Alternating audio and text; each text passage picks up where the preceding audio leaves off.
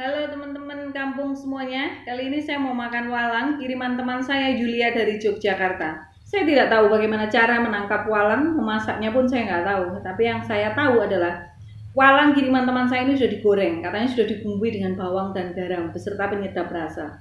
Walang ini enak bagian ujung ekornya. Kenapa? Karena banyak mengandung telur.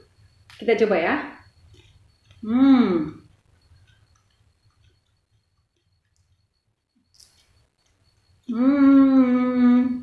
Enak, gurih, sensasional rasanya. Cara saya memakannya, saya potong dulu kakinya. Kenapa? Karena kakinya ini banyak mengandung duri-duri. Takutnya saya keselak ya. Jadi saya buang.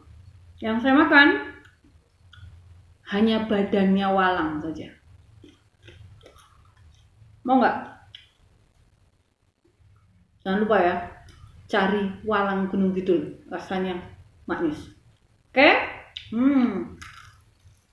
Bye.